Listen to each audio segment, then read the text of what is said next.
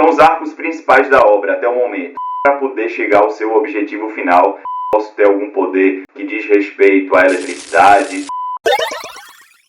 Olá pessoal, meu nome é Thiago Kaú e hoje a gente vai falar de um dos maiores mangás da história. A gente vai falar hoje aqui sobre o impacto dessa obra, alguns personagens, os melhores arcos, alguns detalhes de como funciona o world building de One Piece, ou seja, aquela construção de mundo, a presença de frutas, poderes, etc. Então, o vídeo de hoje é um apanhado geral sobre essa obra que é a minha obra favorita em relação a mangás, beleza? One Piece é um mangá criado por Eiichiro Oda. Esse mangá hoje conta com 1156 capítulos até esse momento. É um mangá de bastante reputação do mundo inteiro, um mangá que serviu para adaptar ao anime que também está acontecendo no atual momento, adaptou série live action da Netflix recentemente, e esse mangá é muito significativo principalmente no Japão. Ele até hoje é muito bem vendido no Japão e fora do Japão também, e o seu autor hoje é um dos mais aclamados da área de mangás. O começo da obra é marcado pela mensagem do maior pirata que já existiu nessa história, chamado Gold Roger. Esse pirata, ele deixou o tesouro escondido em um lugar, e a partir dessa mensagem que ele passou para o mundo todo, basicamente, de One Piece, fez com que piratas se motivassem a tentar encontrar esse tesouro que é chamado de One Piece, recebe o mesmo nome da obra, em algum lugar jamais visitado desde a última vez que Roger esteve lá. E a partir dessa mensagem, vários piratas começam a içar velas e ir atrás do One Piece. Luffy, que é o nosso personagem principal, ainda criança, foi inspirado por um pirata de grande reputação, chamado Shanks o Ruivo. Ou seja, é um cara que inspirou Luffy a ser pirata, a partir em busca do One Piece, fez com que ele tivesse essa inspiração, essa motivação de encontrar esse tesouro que está escondido em algum lugar do mundo, e que a última pessoa que encontrou e que viu esse tesouro foi Roger e sua tripulação. Um acidente ocorrido entre Luffy e uma certa Akuma no Mi. Akuma no Mi são as frutas desse mundo de One Piece. São frutas chamadas de frutas do diabo, porque elas dão poder a você, mas ao mesmo tempo que elas te dão poder, você fica com uma desvantagem muito grande para sempre, que é o fato de não conseguir mais nadar. Então você pode comer algumas frutas que te darão poderes inimagináveis, poderes muito fortes, mas a contrapartida dessas frutas, ao comê-las, é que você não pode mais nadar. Então no oceano, se você cair lá, você vai morrer, a não ser que alguém vá lá e lhe salve. Então essa fruta cria esse impeditivo. Ela vai te dar alguma coisa, entre aspas, boa, mas também vai te tirar alguma coisa muito útil, principalmente nessa história, já que a gente está falando sobre piratas, né? Ou seja, pessoas que usam navios para percorrer os oceanos, e aí qualquer emergência, se você cai na água, um abraço. E aí, depois que a gente vê esse flashback de Luffy, né, sendo inspirado por Shanks ainda na infância, passam alguns anos, e aos 17 anos, o nosso personagem principal parte para o mar com o objetivo de encontrar One Piece, como eu falei anteriormente. E para isso, ele predetermina uma tripulação de 10 tripulantes. Então isso é falado na obra, no mangá de forma geral, foi falado também no live action e, se eu não me engano, também no anime. Ou seja, seria a tripulação Luffy e mais 10 pessoas, totalizando 11 tripulantes, você colocando aí o capitão. Então ele já tinha esse desejo pré-determinado quando ele saiu em busca do maior tesouro desse mangá. Agora a gente vai para o mundo de One Piece, como esse mundo funciona, como ele é distribuído, o que há nele. E o primeiro ponto aqui para a gente falar nesse vídeo é que o planeta de One Piece, o globo terrestre, é dividido em 4 oceanos. Então a gente tem lá o East Blue, ou seja, o azul do leste, o West Blue, o azul do oeste, o North Blue, que é o azul do norte, e o South Blue. Então esses 4 mares aí, eles definem basicamente como é o mundo de One Piece. Só que no meio desses 4 mares a gente tem 2 rotas, né? Uma que é uma rota basicamente de água, que é como se fosse um cinturão que envolve o globo, o planeta Terra de One Piece, chamada Grand Line ou Grande Rota, e é por essa rota que os piratas vão com o objetivo de encontrar o One Piece. Então, o East Blue, por exemplo, é só um pedaço do oceano normal, mas a Grande Rota, a Grand Line, ela vai dispor de várias ilhas sucessivamente e que você precisa inicializar nela para poder chegar ao seu objetivo final, para poder alcançar esse tesouro chamado One Piece. E cruzando ela ou cortando ela, nós temos a Red Line, que é a parte sólida, a parte que cruza a Grand Line. E no topo dessa Red Line, por exemplo, a sede do governo mundial, alguns marinheiros de alto nível e principalmente as residências dos Tenryubitos, que são pessoas nobres do mundo de One Piece, totalmente controversas, já que eles pregam opressão, preconceito. Então essa classe mais alta vive justamente no topo da Red Line, simbolizando que essas pessoas de maior poder aquisitivo, que representam a nobreza, estão acima de réis mortais, entre aspas, que são piratas, famílias comuns, donos de restaurantes, pessoas que vivem ali pelos blues, como o East Blue, West Blue, North Blue e o South Blue, e pessoas também que se dispõem nas ilhas dentro da Grand Line. Então aí a gente já vê uma segregação entre a nobreza e as pessoas comuns, se a gente puder dizer assim. Agora, saindo um pouco da parte geográfica do mundo de One Piece, a gente vai para poderes e raças. Então, o primeiro ponto aqui é falar sobre as frutas, as Akumas no Mi. Essas frutas, elas possuem 3 tipos. O primeiro, Paramécia, que é o mais comum. Ela vai mudar alguma coisa no seu corpo, ou ela vai fazer você criar alguma substância, como criar cera de vela, por exemplo, como existe um personagem na obra que é capaz de fazer isso. Ela vai fazer com que você manipule objetos. E falando sobre Paramécia, do ponto de vista inicial da obra, o nosso personagem principal, o Monkey D. Luffy, ele é um cara que é basicamente de borracha. Então, a partir do momento que ele comeu essa fruta, os ossos dele têm propriedades de borracha, o braço, as mãos, as pernas. Então, ela consegue modificar o seu corpo através dessa forma, beleza? O próximo tipo é o tipo Zoa, que permite que o usuário se transforme em animal ou algum híbrido humano, além de formas intermediárias. Então, por exemplo, se você vai lá e come uma fruta que vai te transformar num peixe, você vai poder virar peixe em algum momento, ou virar um macaco, ou um cachorro, ou até mesmo você, se for um animal, se transformar num humano, como é o caso de Chopper, um dos tripulantes da tripulação do Chapéu de Palha, que originalmente era uma rena, comeu essa fruta e ganhou características humanas. Ele é basicamente uma rena humana, então ele consegue ficar de pé, ele consegue pensar, ele consegue falar, diferente de outros animais que são basicamente animais. E o último tipo é o tipo Logia, é o meu favorito. Ele é o tipo mais raro e poderoso e o usuário pode se transformar, criar e controlar completamente um elemento ou um fenômeno natural. Normalmente se torna intangível, ou seja, qualquer ataque simples não vai te causar algum efeito, a ataques físicos convencionais. Então, para falar sobre Logia, é muito importante estabelecer que a Logia é uma fruta que ela trabalha majoritariamente com elementos ou fenômenos naturais. Então eu posso ter algum poder que diz respeito à eletricidade, a fogo, a lava, a água, a gelo, a redemoinho. Então, a partir do momento que você come uma fruta que tem essas propriedades de Logia, você pode transformar o seu corpo quando você quiser em chamas, em raio, em água. E por isso que é difícil, por exemplo, se um personagem que usa uma fruta de características Logia enfrentar alguém que, por exemplo, esteja atacando com a espada ou dê um tiro de revólver, porque a bala e a lâmina da espada vão atravessar o corpo. Por isso que é uma vantagem muito grande você ter características elementais e poder manipular esses elementos através de técnicas que o usuário vai desenvolver. Na minha visão, esse é o tipo de fruta mais poderoso, digamos assim, é o meu preferido e eu quero saber de vocês quais vocês preferem, Paramécia, Zoan ou Logia. Comentem aqui embaixo para a gente debater e discutir, para que esse vídeo consiga também ser um debate em relação a fandom, a fanbase de One Piece.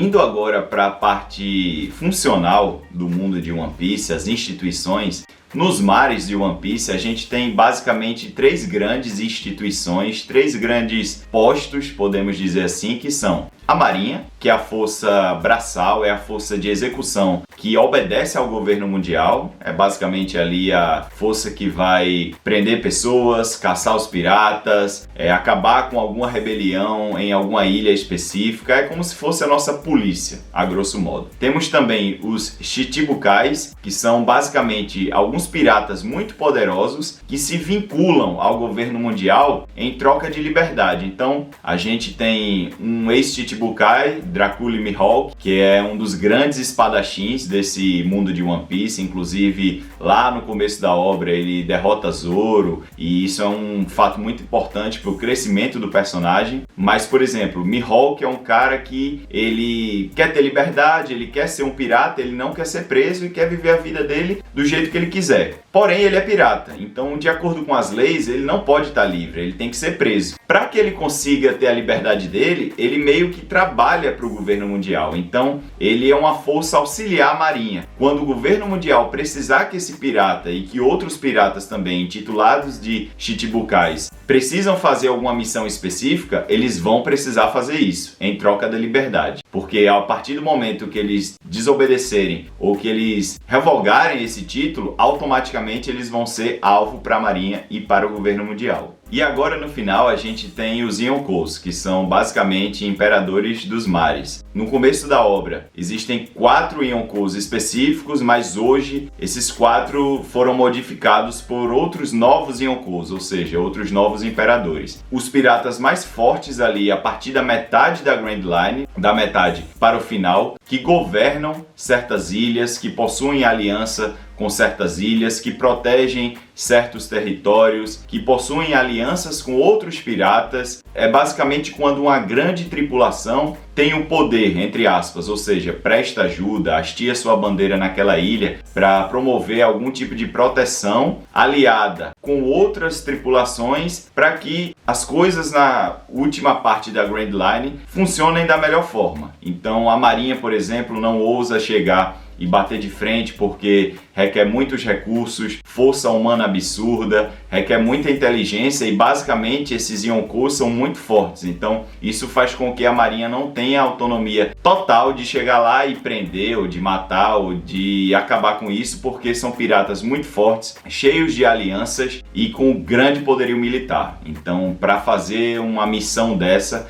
vai ter que envolver muita coisa, recursos, força humana, para que essa parte dos Yonkous seja desinstituída. E isso não aconteceu até agora porque o governo sabe que não tem como fazer isso. Ninguém se mete com ninguém. Basicamente uma guerra fria. As coisas ficam do jeito que estão e ninguém ousa entrar no caminho de ninguém. Então essas 3 são as principais instituições, podemos dizer assim, do mundo de One Piece em termos de posição, cargo e relevância.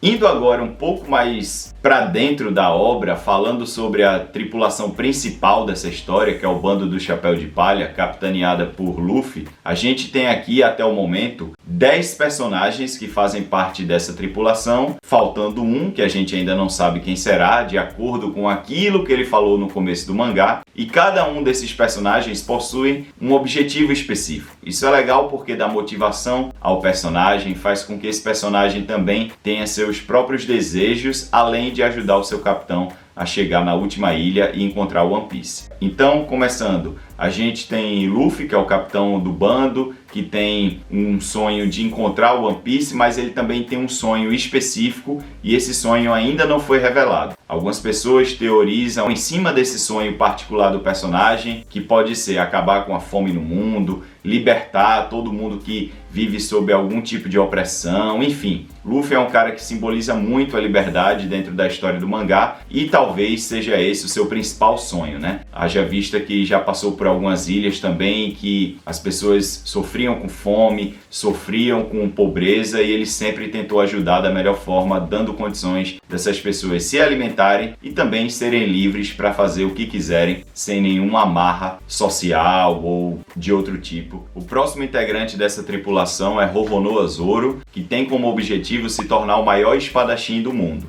E na minha opinião, ele é o imediato desse bando. Então, se Luffy estiver ausente por algum motivo, automaticamente ele vai ser o líder da tripulação inteira. Temos também Nami, que o principal objetivo dela, já que é uma navegadora, é desenhar o mapa do mundo de One Piece. One Piece é um mangá que certos personagens na sua história, eles omitem, eles escondem certos fatos sobre aquele mundo. Então a gente vê na obra muitos livros sendo queimados, um século inteiro é escondido da população e quem se atrever a estudar ou querer saber sobre esse século é preso ou morto automaticamente. Então, para ela é muito significativo desenhar o mapa desse mundo todo. Primeiro, porque ela é a navegadora, ela que guia esse barco até o final, e ela também quer construir um desenho, um mapa que ilustre como é o mundo do ponto de vista de rotas, né? Por onde que você vai para chegar a algum lugar. Eu acho esse objetivo muito interessante e muito representativo também, que fique na mão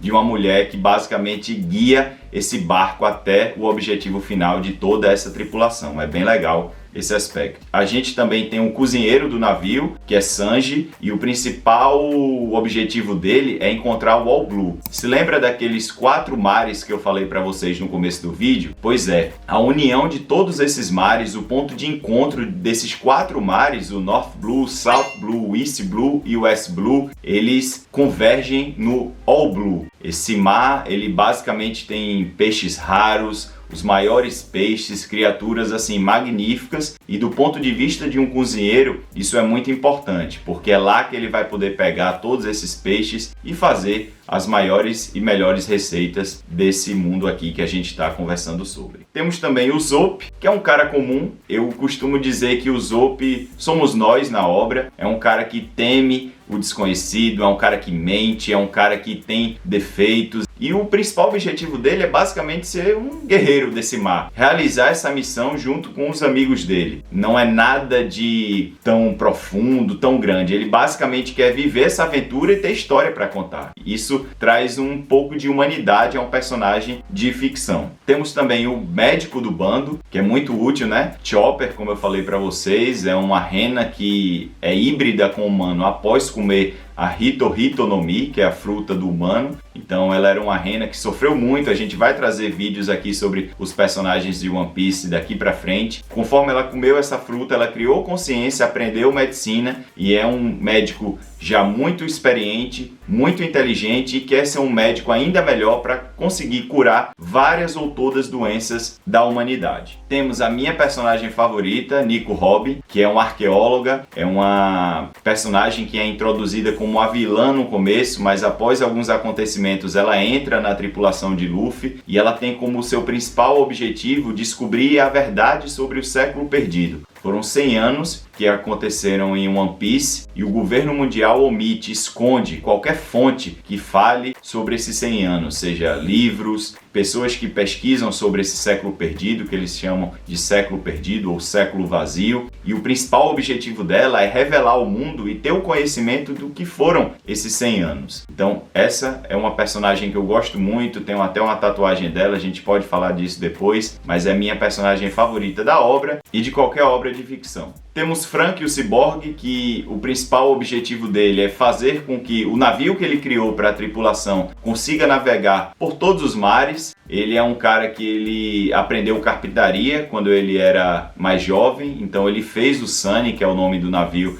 da tripulação, e quer que esse navio navegue por vários mares e obviamente chegue até o final da Grand Line. Temos Brook, que é o músico da tripulação. O seu principal objetivo é rever uma grande amiga. E também temos Jinbei, que é um homem-peixe, que é o cara, junto com o Brook, mais experiente do bando. É um ex-Chichibukai e hoje o seu principal objetivo é realizar o sonho de Luffy chegando ao final da Grand Line para encontrar One Piece. E é representativo também porque é um homem-peixe, e o homem-peixe é muito discriminado nesse universo de One Piece. Eles são escravizados desde sempre, então é muito representativo que nessa tripulação a gente tem, beleza, um animal, mas a gente tem personagens negros, mulheres, homem-peixes. Então, assim, além de tudo isso, né, da parte de ficção, pelo menos da minha ótica, faz com que essa obra seja ainda mais valiosa por conta da representatividade e do que cada um quer para que essa tripulação consiga o seu objetivo ao final da obra.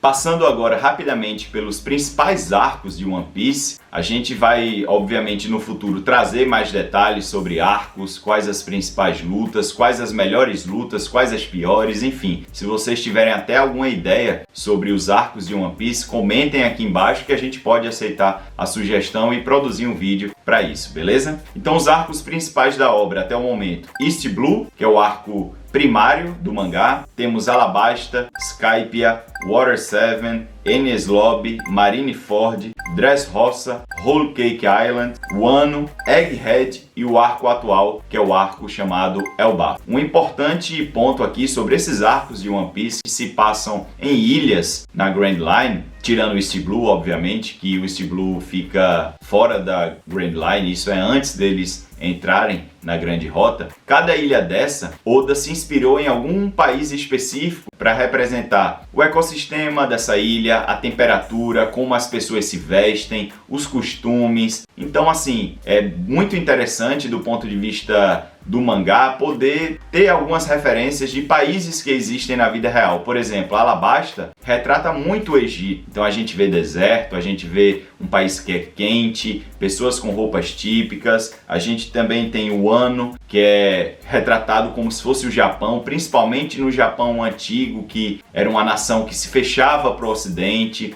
e foi se abrindo aos poucos, e tem uma temática muito profunda e muito específica sobre fechamento e abertura de fronteiras. É muito interessante. Então, assim, a gente tem Dressrosa, por exemplo, que é o meu segundo arco favorito, é inspirado na Espanha. A gente tem as pessoas dançando as danças da Espanha, comendo os pratos que os espanhóis normalmente comem. Toda a cultura é inspirada em países que existem na vida real, que o autor ou mangaka observou e quis trazer isso para o mundo de One Piece. Então é muito interessante trazer esses pontos aqui, e eu achei interessante também comentar isso com vocês para que vocês vejam que essa obra ela tem muitos detalhes, tem muitas peculiaridades a respeito de cenários, personagens, objetivos, nuances. Então vale a pena ver. Você que está vendo esse vídeo e ainda não conhece One Piece, dê uma chance, pegue o mangá e vá ler que você não vai se arrepender. E eu quero saber aqui também quais os seus arcos favoritos. Listem aí um top 3 para a gente poder conversar sobre isso, beleza? Os meus arcos favoritos são Wano em primeiro lugar, Dressrosa e em terceiro, Alabasta.